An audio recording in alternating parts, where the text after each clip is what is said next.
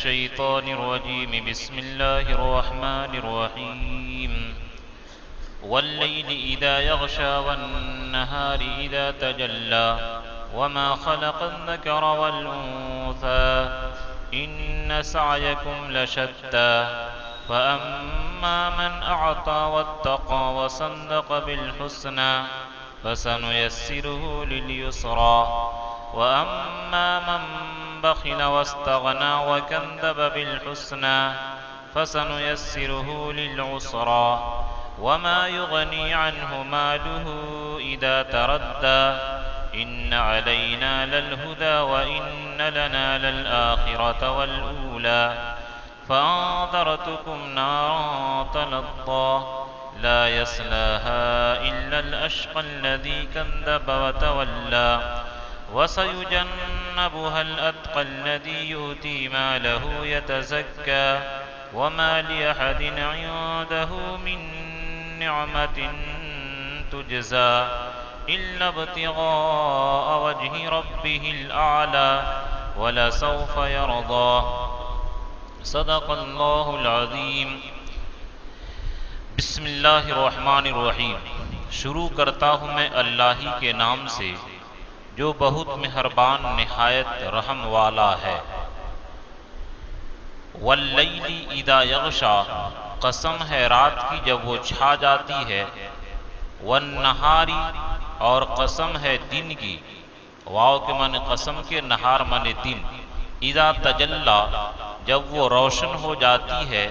اذا کے معنی جب، تجلا روشن ہو جاتی ہے.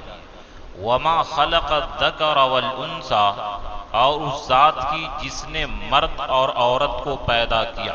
ذکر منے مرد، انثى منے عورت، خلق منے پیدا کیا. ان سعیکم لشتی، بے شک تمہارے کام، تمہارے عمل مختلف ہیں. فَأَمَّا مَنْ آتا، بہرحال جس نے دیا اللہ کے لیے. وَاتَّقَى، اور ڈرا. وَصَدَّقَ بِالْحُسْنَى، اور حسنہ کی یعنی کلمہ لا الہ الا اللہ کا سچ کو سچ سمجھا، اس کی تصدیق کیا یا جنت کو سچ سمجھا. فَسَنُيَسِّرُهُ لِلْيُسْرَى، تو ہم اس کو جنت کے لیے آسان کر دیں گے. ہم اس کے لیے راحت کے سامان مقرر کر، ہم اس کو آسان کر دیں گے. لِلْيُسْرَى، راحت کے لیے، جنت کے لیے. وَأَمَّا مَنْ بَخِلَ وَاسْتَغْنَى، اور بہرحال جس نے کنجوسی کیا، بخل کیا. وَاسْتَغْنَى، اور بے پرواہی اختیار کیا. وَكَذَّبَ بِالْحُسْنَى، اور حسنہ کی یعنی لا الہ الا اللہ کو جھٹلایا. فَسَنُيَسِّرُهُ لِلْعُسْرَى، تو ہم اس کو تنگی کے لیے، مشکل کے لیے آسان کر دیں گے، یعنی جہنم کا کام اس کے لیے آسان کر دیں گے. وَمَا يُغْنِي عَنْهُ مَالُهُ إِذَا تَرَدَّى، اور اس کو اس کا مال کام نہیں دے گا جب وہ ہلاک اور برباد ہو جائے گا. واللیل، اس سورت کو سورہ واللیل کہتے ہیں. ترتیب قرات کے اعتبار سے 92 نمبر اور ترتیب نزول کے اعتبار سے 9. رکوع 1، آیات 21، الفاظ 71، حروف 314. اور یہ سورت بھی مکی ہے. اس سورت کا ماقبل سے جوڑ کیا ہے؟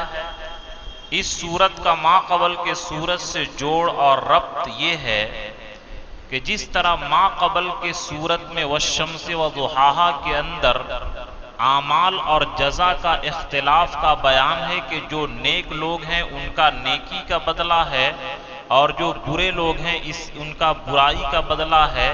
اسی طرح اس سورت کے اندر بھی نیک لوگوں کا بدلہ اور برے لوگوں کا بدلہ کھول کھول کر کے بیان کر دیا گیا ہے. ماقبل میں نفوس انسانیہ کے اختلاف کا بیان تھا. فَأَلْهَمَهَا فُجُورَهَا وَتَقْوَاهَا، کہ بعد انسان کے دل کے اندر نیکی کا الہام کیا گیا اور بعض کے اندر برائی کا. اس کے اندر بھی اللہ تعالیٰ فرمائے ان سعیکم لشتی، کہ بے شک تم لوگوں کا کام مختلف ہے. ما قبل کی صورت میں اشقا یعنی جو حضرت صالح علیہ السلام کی اونٹنی کا جو قاتل تھا قزار ابن سالفہ، اس کا بیان تھا۔ اس بدبخت نے صالح علیہ السلام کی اونٹنی کو قتل کیا تھا، جس کو اللہ تعالیٰ اپنے قدرت سے پیدا کیے تھے بغیر ماں باپ کے۔ تو ما قبل کے اندر اشقا یعنی بدبخت کا بیان تھا، اس صورت کے اندر جماعت اشقیاء کا بیان ہے کہ بہت سارے لوگ بدبخت ہیں، یہ پورے بدبختوں کی جماعت کا تذکرہ ہے۔ مضمون اس صورت میں اعمال کے نتیجے کا اختلاف ہے، یعنی مسلمانوں کو اور پوری دنیا کے لوگوں کو اس بات پر تنبیہ ہے کہ جو لوگ نیکی کرتے ہیں، کمائی کم ہے تو سادہ کھا کر کے گزارتے ہیں، پریشانی کی زندگی گزارتے ہیں لیکن حرام نہیں کھاتے، بیمار ہیں نماز نہیں چھوڑتے، کمزور ہیں پھر بھی روزہ رکھتے ہیں، اپنے نگاہوں کی حفاظت کرتے ہیں، ہر وقت اللہ سے ڈرتے ہیں، وہ لوگ اور ایک وہ آدمی جو ہر وقت کیا ہے دنیا کی عیش پرستی میں ظلم و ستم میں پڑا رہتا ہے، تو دونوں یہ برابر نہیں ہو سکتے ہیں۔ جس طرح مرد اور عورت برابر نہیں ہیں، الگ الگ ہیں، اسی طرح نیک عمل والے الگ ہیں اور برے عمل والے الگ ہیں، دونوں کا انجام الگ الگ ہے۔ یہ اس صورت کے مضمون ہے، اس صورت کے اندر اس بات کو بیان کیا گیا۔ شان نزول کیا ہے؟ شان نزول یہ ہے کہ حضرت ابو بکر صدیق رضی اللہ تعالی عنہ ایسے غلاموں کو جو لوگ ایمان لے آتے تھے اور ان کے آقا پٹائی کرتے تھے، جیسے بلال حبشی رضی اللہ تعالیٰ عنہ کو امیہ ابن خلف مردود زمانہ دن کو مارتا اور دوپہر میں یہ ریت پر سلا کر کے چٹان سے دباتا، رات کو پھر انہی زخموں کو ہرا کرتا اور گرم جگہ میں مچھر کی جگہ میں چھوڑ دیتا اور یہ زنجیر سے باندھ کر کے پٹواتا۔ تو حضرت ابو بکر صدیق رضی اللہ تعالیٰ عنہ ایک مرتبہ گزر رہے تھے، دیکھے کہ چیخ و پکار ہے، حضرت صدیق اکبر رضی اللہ تعالیٰ عنہ معلوم کیے کہ کیا بات ہے، امیہ ابن خلف کیوں ظلم کر رہا ہے؟ تو لوگوں نے بتایا کہ اس نے ایمان لایا، احد احد کہتا ہے کہ اللہ ایک ہے، اس کے جرم میں یہ مردود پٹائی کرتا ہے۔ تو حضرت صدیق اکبر رضی اللہ تعالیٰ عنہ فرمائے کہ اس غلام کو مجھے دے دو۔ تو امیہ ابن خلف بڑا لالچی اور کمینہ تھا، اس نے کہا اے صدیق اکبر، آپ کے پاس جو نشطات رومی غلام ہے جو 2000 دینار اس زمانے کا کروڑوں روپیہ ہو گیا، کروڑوں سے زائد، وہ کمایا ہے وہ بھی دے دو، اور یہ بڑا عقل مند غلام ہے وہ بھی دے دو، تب ہم دیں گے۔ بولے بالکل یہ سودا منظور ہے۔ تو حضرت صدیق اکبر رضی اللہ تعالیٰ عنہ حضرت بلال کو خرید کر کے آزاد کر دیے، اور علامہ محمود آلوسی رحمۃ اللہ علیہ اپنی تفسیر روح المعانی کے اندر ان 7 غلاموں کا نام بیان کیے، حضرت بلال، حضرت عامر ابن فہیرہ، نہدیہ اس کی بیٹی دنیرہ، 7 لوگوں کا نام بیان کیے ہیں کہ 7 ایسے غلام اور باندی جو ایمان لا چکی تھی اور ان کو ایمان لانے کے جرم میں پٹائی ہوتی تھی، تو ان 7 غلام کو خرید کر کے صدیق اکبر آزاد کر دیے۔ جب صدیق اکبر رضی اللہ تعالیٰ عنہ آزاد کر دیے تو ان کے باپ حضرت ابو قحافہ بولے کہ صدیق ابو بکر اگر خریدنا ہے تو طاقتور غلام کو خریدو تاکہ مصیبت میں کام دے گا، یہ کیا بے وقوفی کی بات ہے کہ کمزور عورت بے بس لوگوں کو خریدتا ہے؟ تو حضرت صدیق اکبر فرمائے جس کا تذکرہ آگے ہے، اِلَّا ابْتِغَاءَ وَجْهِ رَبِّهِ الْأَعْلَىٰ، کہ ہم تو صرف اللہ کی رضا کے لیے خرید رہے ہیں، میرا اس میں کوئی ذاتی مفاد نہیں ہے۔ تو اس لیے ان کی شان میں یہ حضرت ابو بکر صدیق رضی اللہ تعالیٰ عنہ کی شان میں یہ فَأَمَّا مَنْ آتا سے لے کر اخیر تک یہ صورت نازل ہوئی ہے، یعنی اس میں صدیق اکبر رضی اللہ تعالیٰ عنہ کا مقام اور مرتبہ ہے۔ اس ہفتہ تو نہیں ہو پائے گا، اگلے ہفتہ انشاءاللہ وہ نقل بھی کریں گے کہ یہ حضور صلی اللہ علیہ وسلم کے بعد اور تمام نبیوں کے بعد انسانوں میں سب سے افضل جو قرآن نے کہا وَسَيُجَنَّبُهَا الْأَتْقَى کہ صدیق اکبر کو تمام نبیوں کے بعد سب سے بڑا متقی کہا گیا، اس سے یہ ثابت ہوتا ہے شیعوں کا مذہب کا رد ہو جاتا ہے جو حضرت ابو بکر کو افضل نہیں مانتے اور حضرت علی کو افضل مانتے۔ تو یہ حضرت امیہ ابن خلف کا عمل کہ وہ مردود ستاتا تھا، یہ لالچی ہے، اور حضرت صدیق اکبر کو دیکھیے کہ کتنے بڑے اخلاص والے ہیں، دونوں کے عمل کا اختلاف بیان کیا گیا۔ اور دوسرا شان نزول جو حضرت ابو الدہدہ کے بارے میں ہے یہ ضعیف روایت ہے، کیونکہ ابو الدہدہ جو ہے وہ مدینہ کے اندر ایک کھجور کے بدلے میں 40 کھجور کا درخت دے کر کے حضور صلی اللہ علیہ وسلم کو دیے تھے۔ یعنی مدینے کے اندر واقعہ یہ ہوا تھا کہ ایک مسلمان غریب تھا اور ایک منافق بغل میں تھا، اس کے کھجور سے جو گرتا تو اس کے بچے کھا لیتے تھے، تو وہ آ کر مردود منہ سے نکال لیتا تھا۔ تو ان صحابی نے جا کر غربت کی شکایت کی کہ میرے یہاں فاقہ کشی ہوتی ہے، بچے کھا لیتے ہیں، یہ آ کر ایسا کرتا ہے۔ تو اس منافق سے جا کر کے بات کیے تو بولا کہ ہم 40 درخت لیں گے باغ کا۔ اللہ کے نبی فرمائے کہ اگر تم یہ دے دو ہم کو درخت تو ہم تمہارے لیے جنت میں درخت کی گارنٹی لیتے ہیں۔ تو اس نے کہا نہیں، مجھے 40 درخت چاہیے۔ تو حضرت ابو الدہدہ کو معلوم ہو گیا تو انہوں نے جا کر کے سودا کیا کہ لو مجھ سے 40 درخت اور یہ دے دو۔ تو اللہ کے نبی فرمائے کہ میں نے آپ کو ہدیہ کیا، اللہ کے نبی فرمائے تمہارے لیے جنت میں ہے، اور پھر اس صحابی کو دے دیے۔ تو اس صورت کے ذیل میں یہ شان نزول بیان کرنا یہ ضعیف ہے، کیونکہ وہ مدینے کے واقعہ ہے اور یہ صورت مکی ہے۔ ہو سکتا ہے کہ دوبارہ یہ فضیلت کے لیے ان کی نازل ہو، لیکن یہ ضعیف ہے۔ قوی روایت یہی ہے کہ یہ حضرت ابو بکر صدیق رضی اللہ تعالیٰ عنہ کے شان کے اندر یہ نازل ہوئی ہے۔ واللیل قسم ہے رات کی، واو کے معنی قسم، واو قسم کے لیے آتا ہے، جیسے والعصر قسم ہے زمانے کی، یا بولتے ہیں واللہ اللہ کی قسم، قسم ہے رات کی اذا یغشا جب وہ چھا جائے، کہ رات جب چھا جاتی ہے تو مکمل اندھیرا ہو جاتا ہے۔ والنہار اذا تجلی، اور قسم ہے دن کے جب کہ وہ روشن ہو جائے۔ یہاں پر اللہ تعالیٰ دن اور رات کی قسم کھائے کہ تم، اور آگے قسم کھائے وما خلقت الذکر والانثی، اور قسم ہے اس کی جس نے مرد اور عورت کو پیدا کیا۔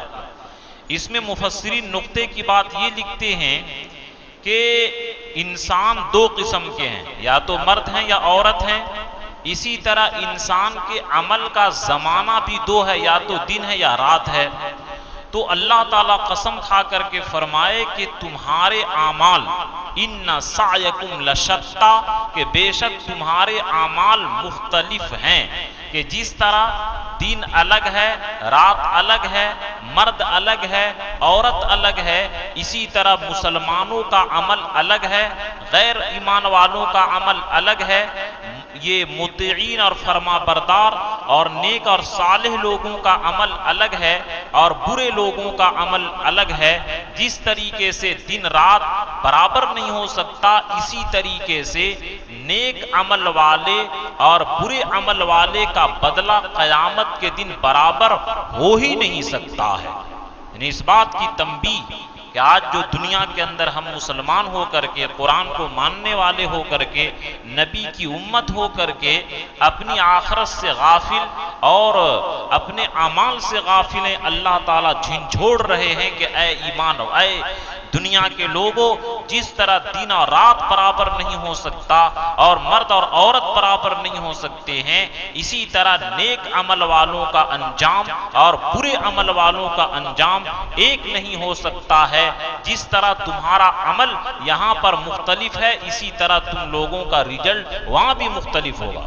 آپ خود دیکھیے کہ ہم نے کئی لوگوں کو دیکھا کہ پوچھا بھی کہ آپ کا بڑا بیٹا یہ انجینئر ہے اور آپ کا یہ بیگ بیچ رہا ہے، یہ ٹھیلا چلا رہا ہے، تو باپ نے کہا کہ کہ چونکہ بچپن میں یہ محنت کیا، آج اللہ تعالیٰ اس کو اچھی یہ نوکری دے دی ہے، اچھی جگہ پر پہنچا دی ہے، اور یہ عیاشی اور فحاشی میں مبتلا رہا پڑھنے میں، آج اس کو اپنی قیمت سمجھ میں آ رہی ہے۔ یہ سمجھانے کے لیے کہ جو بچے بچپن میں محنت کرتے ہیں، دیکھیے جوانی کی لائف ان کی کتنی اچھی ہوتی ہے، اور جو بچے اپنے بچپن کو صحیح سے استعمال نہیں کرتے، ان کو جوانی اور پورے بڑھاپا تک رونا پڑتا ہے۔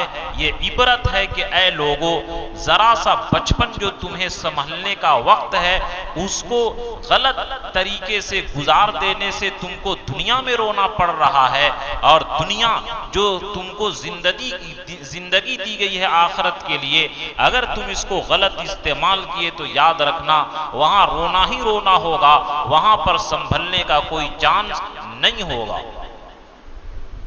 ان سعیکم لشتی، کہ بے شک تمہارے کام الگ الگ ہیں، مختلف ہیں، یعنی گناہوں پر اہل ایمان اور کفر، اچھے اور برے گناہوں پر جمنے والے، توبہ کرنے والے، قیامت کے دن یہ لوگ برابر نہیں ہو سکتے۔ ایمان والوں کا انجام الگ، غیر ایمان والوں کا انجام الگ، ایمان والوں میں گناہگاروں کا انجام الگ، گناہوں سے توبہ کرنے والوں کا انجام الگ۔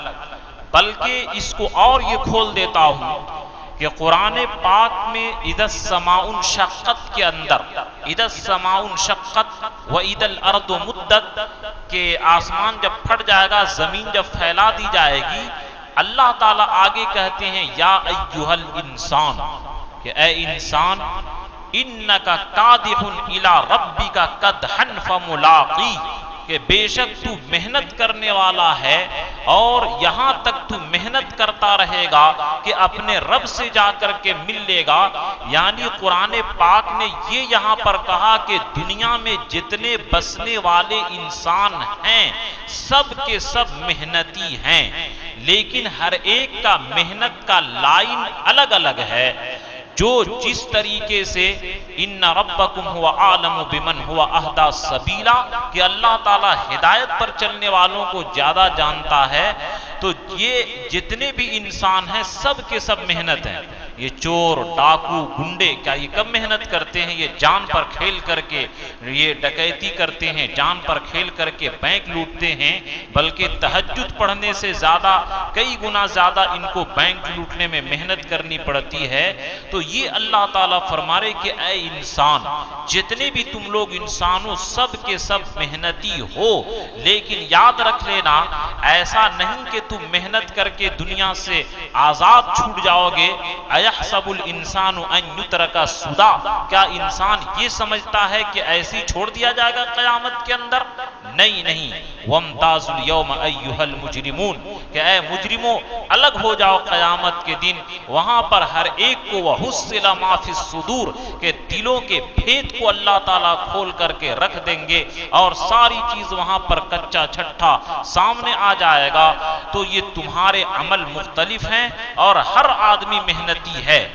اب ہم لوگوں کو اپنا اختیار ہے کہ اپنی طاقت، ہم جہاں سہارنپور میں پڑھتے تھے تو وہاں پر ایک بستی ہے کھتا کھیڑی، سہارنپور کی لکڑی پورے ورلڈ کے اندر سپلائی ہوتی ہے۔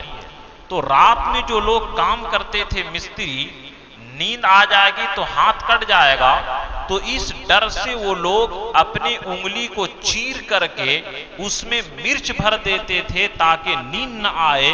تو دیکھیے کہ یہ ہمارے اکابرین جو رات بھر عبادت کرتے تھے، صحابہ پوری کا ہے ایک رکعت میں قرآن پڑھ لیتے تھے، تو ان کی مثال آج بھی دنیا میں موجود ہے کہ لوگ رات بھر کام کرتے ہیں اور نیند آنے کی وجہ سے اپنے انگلی کو چیر کر کے مرچ اور نمک بھر دیتے ہیں تاکہ ہمیں نیند نہ آئے۔ تو دیکھیے آج بھی لوگ محنت کر رہے ہیں، فرق یہ ہے کہ آج محنت کا میدان ہم لوگ دنیا اور مٹی کو بنا دیے، اور صحابہ اور ہمارے اکابرین محنت کا میدان آخرت کو اور جنت کو بنائے تھے۔ یہ اللہ تعالیٰ جو کہے کہ اطلبوا الجنت جہدکم، کہ اے بندو تم لوگ جنت کو پوری کوشش سے طلب کرو، فإن الجنت لا ينام طالبها، کہ جو جنت کا طالب ہوتا ہے وہ کبھی نیند سے نہیں سوتا ہے۔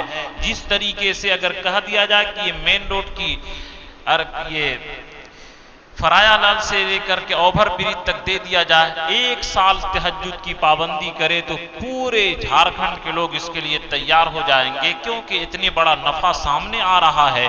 اور جنت جو 7 آسمان اور 7 زمین سے بڑی ہوگی، 3rd کلاس کے مسلمانوں کا، اس کے لیے ہم کیا محنت کر رہے ہیں؟ ان سعیکم لشتی، کہ بے شک تمہارے عمل مختلف ہیں۔ اب عمل کیسے مختلف ہے؟ ان آیتوں میں آگے اعمال صالحہ اور اعمال سیئہ یعنی اچھے عمل اور برے عمل کے اختلاف کی تفصیل ہے کہ سنو اس طریقے سے۔ فَأَمَّا مَنْ آتا، کہ جو شخص دیا یعنی اپنا مال دیا، وَاتَّقَى، اور اللہ سے ڈرا، حرام کاموں سے، ناجائز کاموں سے، شہوت پرستی سے، دنیا پرستی سے، حرام خوری سے ڈرا، وَصَدَّقَ بِالْحُسْنَى، اور اچھی بات کی تصدیق کیا یعنی کلمہ لا الہ الا اللہ پر ایمان لایا۔ یا بعض مفسرین نے حسنہ کی تفسیر کی ہے جنت، کہ جنت پر ایمان لایا، کیونکہ جو جنت کو مانتا ہے وہ مسلمان ہے، اور جو جنت کا انکار کرے گا وہ ایمان سے نکل جائے گا، کافر ہو جائے گا، کیونکہ الجنت حق، کہ جنت حق ہے۔ جس طرح قیامت کے انکار سے آدمی کافر ہو جائے گا، اسی طرح جنت کے انکار سے آدمی ایمان سے نکل جائے گا۔ تو یہاں پر لا الہ الا اللہ اور جنت کیونکہ دوسری جگہ آیت کریمہ ہے وَكُلًّا وَعَدَ اللَّهُ الْحُسْنَى، کہ تمام صحابہ سے جنت کا اللہ تعالیٰ وعدہ کیے۔ تو اس آیت کریمہ میں کہ اللہ کی رضا کے لیے مال خرچ کرتا ہو، تمام گناہوں سے بچتا ہو، تمام گناہوں سے بچنے کی تاکید ہے۔ تو جو لوگ ایسے کرتے ہیں کیا ہے؟ فَسَنُيَسِّرُهُ لِلْيُسْرَى، تو ہم اس کو آسان کر دیں گے جنت کے لیے اور نیک آسانی کے لیے۔ یسرا سے مراد جنت ہے، مراد کیا ہے کہ یعنی نیک عمل کی توفیق دیں گے، اور نیک عمل کی وجہ سے جنت ملے گی، اور جنت آسانی اور سکون اور راحت کی جگہ ہے، تو یسرا سے مراد جنت ہے۔ تو یہاں پر دیکھیے، یہاں پر 2 بات سمجھنے کی ہے۔ پہلی بات یہ سمجھنے کی ہے کہ عمل کو یعنی اللہ کے لیے دینے کو اور تقوی اختیار کرنے کو، عمل کو بعد میں بیان کیے، اور ایمان لانے یہ پہلے بیان کیے، اور وَصَدَّقَ بِالْحُسْنَى، اور ایمان کو بعد میں بیان کیے۔ حالانکہ ایمان اہم ہوتا ہے تو ایمان کو تو پہلے بیان کرنا چاہیے اور عمل کو بعد میں۔ تو مفسرین یہاں پر جواب لکھتے ہیں کہ چونکہ یہاں عمل کا اختلاف اصل بیان کرنا مقصد ہے کہ لوگوں کا عمل مختلف ہے، اس لیے عمل کو پہلے بیان کیا اور ایمان کو بعد میں بیان کیا، کیونکہ ایمان کے بغیر تو کوئی عمل معتبر نہیں ہے۔ لیکن چونکہ اعمال کا اختلاف کا بیان ہے اور لوگوں کو تنبیہ کرنا ہے، انسانیت کو تنبیہ کرنی ہے کہ تم دنیا میں آزاد نہیں ہو، تمہارے ہر عمل کا جزا اور سزا قیامت کے دن ملے گی۔ ایک بات سمجھ لیجئے۔ دوسری بات کہ یہاں پر کہا گیا آدمی کو آسان کر دیں گے۔ آج تک آپ لوگ کہے ہیں کہ فلاں آدمی آسان ہے، فلاں آدمی مشکل ہے۔ ارے عمل آسان ہوتا کہ یہ کام آسان ہے، یہ کام مشکل ہے۔ آج تک آپ لوگ کبھی نہیں سنے ہوں گے کہ یہ آدمی آسان ہے اور یہ آدمی مشکل ہے۔ لیکن قرآن پاک نے یہاں پر اسلوب کو بدل دیا کہ جو لوگ ایمان یہ اللہ کے لیے مال خرچ کرتے ہیں اور حرام کاموں سے گناہوں سے بچتے ہیں، ایمان لاتے ہیں، ہم اس کو نیکی کے لیے جنت کے لیے آسان کر دیں گے، حالانکہ آدمی آسان نہیں ہوتا ہے۔ تو مفسرین نے یہاں پر نقطے کی بات یہ لکھی ہے کہ اس میں اشارہ ہے کہ جو لوگ اخلاص سے ایمان لائے اور جو لوگ اخلاص سے اللہ کے راستے میں مال کو خرچ کرتے ہیں اور جو لوگ حرام اور گناہوں سے بچتے ہیں، تو ہم ان کی طبیعت کو نیکی کے کام کے لیے، جنت کے کام کے لیے آسان کر دیتے ہیں، طبیعت ثانیہ بن جاتی ہے۔ مثال سے کہ جس طرح جن لوگوں کی عادت ہے کھینی کھانے کی، گل کرنے کی، گڑاکو کرنے کی، تو جب تک کہ وہ گڑاکو رگڑیں گے نہیں ان کا بیت الخلا صحیح سے نہیں ہوگا۔ طبیعت بن گئی ہے کہ جب تک چائے نہیں پئیں گے چین نہیں آئے گی۔ اسی طرح جو لوگ ایمان اور عمل صالح کی پابندی کرتے ہیں ان کی فطرت بن جاتی ہے کہ جب تک کہ تہجد نہیں پڑھیں گے چین آ ہی نہیں سکتا ہے۔ واقعہ بیان کرتا ہوں کہ حضرت مولانا مظفر حسین صاحب کاندھلوی رحمت اللہ علیہ یہ تہجد کے پابند تھے۔ یہ سفر میں جا رہے تھے بچوں کو لے کر کے، تو اگر یہ پہلے زمانہ میں بیل گاڑی چلتی تھی، تو اگر بیل گاڑی کو روکتے ہیں تو حقوق العباد میں کمی آتی ہے، اور اگر حقوق العباد کو چھوڑتے ہیں تو تہجد چھوٹ جاتی ہے۔ ان کی طبیعت میں بے چینی تھی، تو انہوں نے حضرت رحمت اللہ علیہ نے فرمایا گاڑی والے سے کہ دیکھو تہجد کے لیے میری طبیعت مچل رہی ہے، مجھے بے چینی ہو رہی ہے، اور مسئلے کے اعتبار سے تہجد کے لیے تم کو روکنا صحیح نہیں ہے، اس لیے میں یہ کرتا ہوں کہ اتر کر کے نماز پڑھوں گا اور تم گاڑی چلاؤ، اور 2 رکعت میں تم جتنی دور گاڑی چلا دو گے اتنا دور میں آ کے دوڑ کر کے پکڑ لوں گا۔ اسی طرح 8 رکعت دوڑ کر کے گاڑی کو پکڑتے رہے، یہ حقوق العباد کا بھی نقصان نہیں ہوا اور تہجد بھی نہیں چھوٹا۔ یہ میں مثال دیا کہ جب طبیعت ہو جائے گی نا، تو جس طرح ٹی وی کے بغیر، کھینی کے بغیر، بڑاکو کے بغیر، چائے کے بغیر چین نہیں آتی ہے، اسی طرح طبیعت جب بن جائے گی تو ذکر کے بغیر، تہجد کے بغیر، نماز کے بغیر، تلاوت کے بغیر، دعوت کے بغیر چین نہیں آئے گا، علم حاصل کیے بغیر چین نہیں آئے گا۔ حضرت گنگوہی رحمت اللہ علیہ جب مرید ہوئے تھے تو حضرت حاجی امداد اللہ رحمت اللہ علیہ کو خط لکھے کہ جب سے میں مرید ہوا ہوں تو عبادت میری طبیعت بن گئی ہے، کہ جس طرح ہم لوگ کو کھانا پینا، استنجا، غسل، کلی، بلغم پھینکنا آٹومیٹک خود بخود ہو جاتا ہے، اسی طرح ان کے لیے عبادت سنت پر چلنا آٹومیٹک طبیعت بن گئی تھی۔ تو اس میں اشارہ ہے کہ جو لوگ اس طرح پابندی کریں گے ہم اس کو جنت کے کاموں کے لیے آسان کر دیں گے، اس کی طبیعت اور فطرت بنا دیں گے۔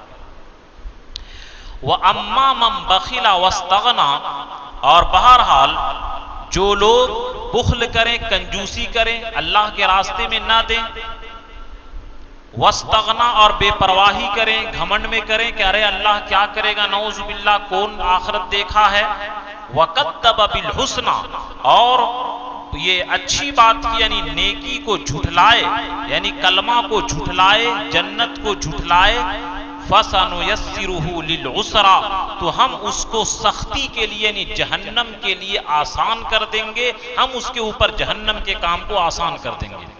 اب ہم لوگ اپنے حالت پر غور کیجئے کہ آج یا مثال کے طور پر مغل میں پارٹی چلتی ہے، 10,000 5,000 کی بل آ جائے، ایک مجلس میں، ایک بیٹھک میں، کوئی غم نہیں، لیکن دین کے کاموں کے لیے 1,000 روپیہ مانگا جائے، 2,000 5,000 سالانہ مانگا جائے تو مصیبت آتی ہے۔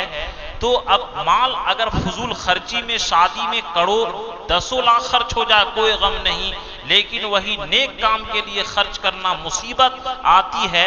تو ہر ایک آدمی اپنے دل پر یہاں ہاتھ رکھ کر کے سوچے کہ ہم لوگوں کو برائی کا کام آسان ہے یا نیکی کا کام آسان ہے، ہمارا انجام کیا ہوگا۔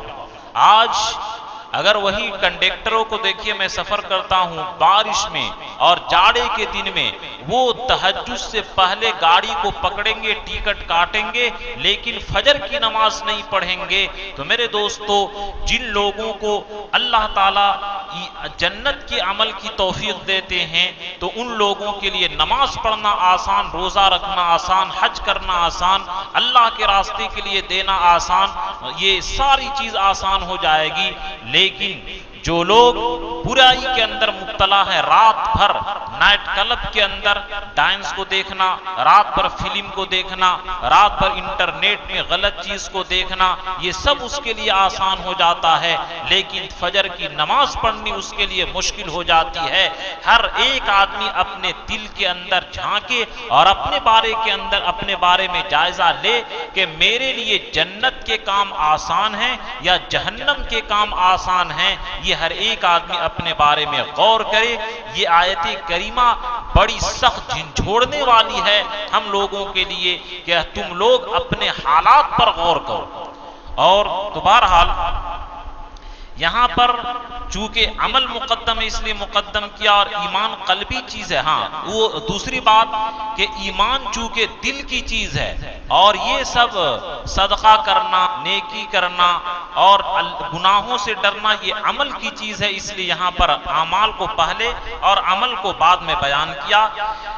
کہ بہرحال جن کے لیے جنت کا عمل طبیعت ہو جائے، تو جو لوگ جنتی ہیں تو جنت کے اعمال طبیعت ثانیہ بن جاتی ہے، اور جو لوگ جہنمی ہیں تو ان کے لیے دیکھیے چوری کرنا، ڈکیتی کرنا، رات بھر ڈکیتی کرنے کے اندر پہرہ داری کرنا، اور کتنا دل گردہ کے ساتھ بینک لوٹنا، رقص و سرور اور پورے ننگی ناچ دیکھنا، یہ ان لیے کتنا آسان.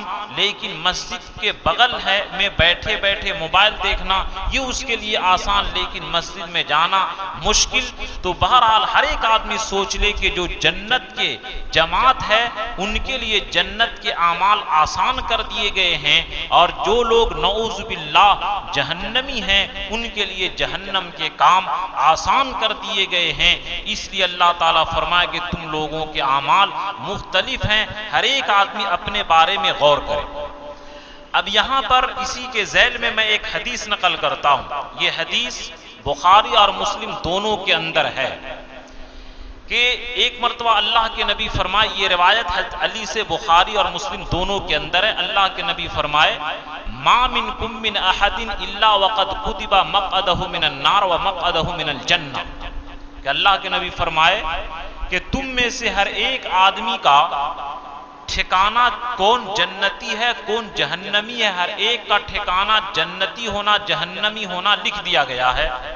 تو صحابہ کرام فرمائے یا رسول اللہ افلا نتکل علی کتابنا، کہ اے اللہ کے نبی جب جنتی ہونا جہنمی ہونا لکھ دیا گیا ہے تو عمل کرنے سے کیا فائدہ؟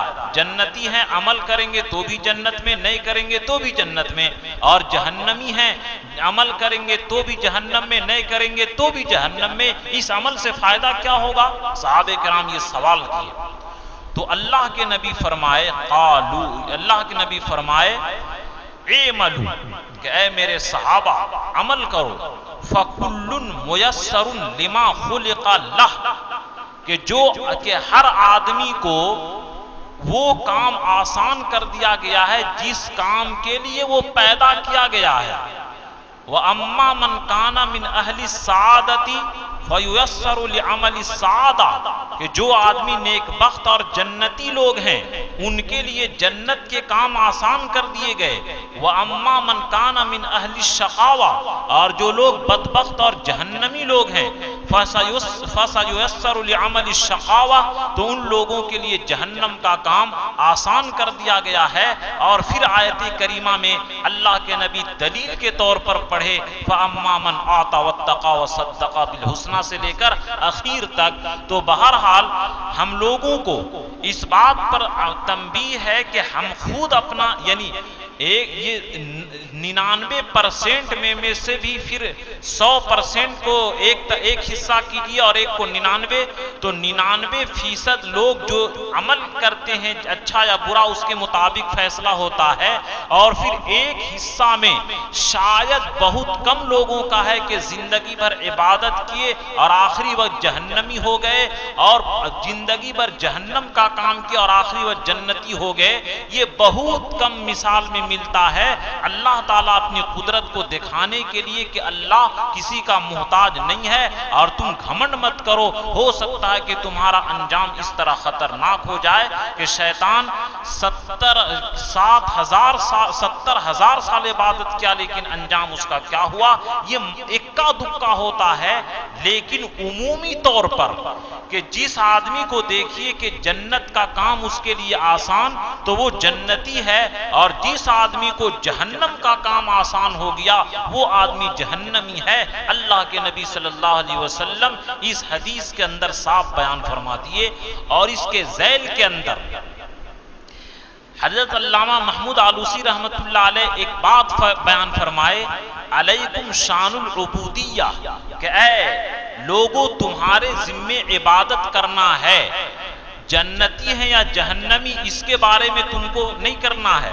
یہ سب کچھ مقدر سے ہے، لیکن انسان عمل میں اپنی سمجھ اور فہم استعمال کرے، ایمان قبول کرے، نیک عمل کرے، کفر و شرک سے دور رہے، گناہوں سے بچے۔ تقدیر یہ اللہ کی ڈائری ہے، یہ لوح محفوظ جو ہے یہ اللہ کی ڈائری ہے۔ جس طرح دنیا میں کسی انسان کی ڈائری کو دیکھنا وہ انسان ناگوار سمجھتا ہے، اسی طرح اللہ کی ڈائری کو ہم نہ دیکھیں، بلکہ اللہ نے جو ہمیں حکم کر دیا ہے کہ اے میرے بندو تم میری عبادت کرو، میری فرما برداری کرو، اور یہ نشانی ہے کہ جن لوگوں کو نیک کام آسان ان کے لیے جنت آسان، اور جن لوگوں کے لیے گناہ کے کام آسان ان کے لیے جہنم آسان۔ اس بات کو تم یاد رکھو۔ تو بہرحال اس آیت کریمہ کے اندر ہم لوگوں کو بڑی عبرت ہے اور بڑی پیغام ہے کہ ہم لوگ اپنے بارے میں خود فیصلہ کر سکتے ہیں کہ یہ ہم لوگوں کی زندگی کیسی گزر رہی ہے، خاص کر کے نوجوان طبقہ کے انٹرنیٹ اور فحاشی کے اندر رات بھر۔ یہ لوگ اعتراض کرتے ہیں نا کہ امام صاحب رحمۃ اللہ علیہ 40 سال عبادت کیسے کیے، اس کی میں مثال دیتا ہوں کہ ابھی کا نوجوان رات بھر نیٹ کیسے دیکھتا ہے، تو ان کو مزہ آ گیا۔ اسی طرح امام صاحب کو، اکابرین کو مزہ آ گیا تھا۔ ارے نابالغ آدمی نکاح کی لذت کیا جانے گا، جو بالغ ہے وہ نکاح کی لذت جانے گا۔ اسی طرح عبادت کی لذت ہمارے اکابرین اور صحابہ جانے تھے۔ جس طرح آج ہم لوگوں کو سیل ہو تو راتوں بھر کھڑے کھڑے دکان میں گزار دیتے ہیں، سیل کی خوشی اور لذت میں رات کا پتہ نہیں چلتا۔ اسی طرح عبادت کی خوشی اور اللہ کی مناجات میں رات کا پتہ ان حضرات کو نہیں چلتا تھا۔ وما یغنی عنہ مالہ اذا تردی، اور اس کو اس کا مال کام نہیں آئے گا جب وہ ہلاک و برباد ہو جائے گا۔ اس میں صاحب اسرا یعنی جہنمی آدمی کی حالت مذکور ہے کہ ایک آدمی بڑا بینک لوٹا، پیسہ لوٹا، گنڈا گردی سے مال جمع کیا، بڑا اکڑ کر کے چلتا ہے، ارے مجھے کیا ضرورت ہے۔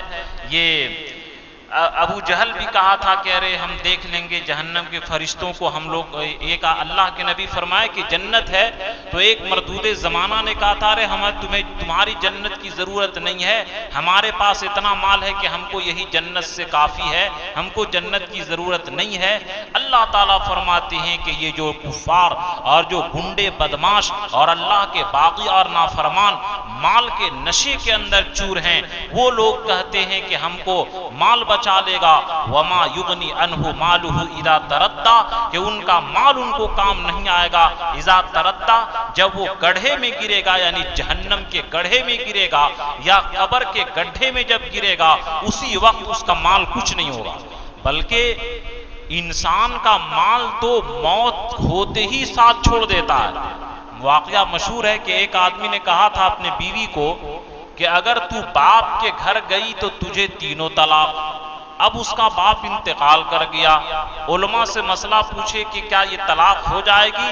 مفتیان کرام نے کہا کہ طلاق نہیں ہوگی، اس لیے کہ باپ کے مرتے ہی باپ کا گھر اب نہیں رہا بلکہ بھائیوں کا گھر رہا، اور اب جائے گی باپ کے گھر نہیں جائے گی بلکہ بھائی کے گھر جائے گی، اس لیے طلاق نہیں ہوگی۔ تو مال تو بہرحال یہ انسان کو آنکھ بند ہوتے ہی ساتھ چھوڑ دیتا ہے، آخرت میں کیا کام دے گا؟ یہ تو مال دنیا ہی میں کام نہیں دیتا۔ واقعہ آپ لوگ سنے ہوں گے کہ پہلے زمانہ میں تو فون وغیرہ کا زمانہ تھا نہیں، ایک آدمی بڑا مالدار تھا، ہیرے جواہرات، پیسہ اربوں خرب روپیہ وہ خزانے میں چھپا کر کے رکھتا تھا۔ ایک چابی اس کے پاس رہتی تھی اور ایک چابی وزیر کے پاس۔ بادشاہ ایک دن گیا کہ دیکھے ذرا چوری تو نہیں ہو رہی ہے، اور اندر سے یہ گرا دیا۔ اب وزیر دیکھا کہ ارے یہ خزانہ کھلا ہوا ہے، دروازہ کہیں ہم گرفتار نہ ہو جائے، باہر سے بند کر دیا، اور بادشاہ اندر ہے۔ زمانہ فون کا بھی نہیں تھا، دور تھا۔ اب بادشاہ بڑی پریشان کہ یا اللہ یہ تو بند ہو گیا دروازہ۔ اب وہ آدمی دو دن 3 دن برداشت کیا، 1 ہفتہ 15 دن کہاں سے برداشت کرتا۔ بہرحال جب موت آنے لگی تو اس نے وہاں پر قلم اور کاغذ اٹھا کر کے لکھا کہ اے انسانوں، مجھ سے عبرت حاصل کرو کہ میں اتنا مالدار تھا لیکن دنیا سے میں بھوک اور پیاس کی حالت میں مر رہا ہوں اور دولت میرے سامنے میرے قدموں میں بچھی ہوئی ہے۔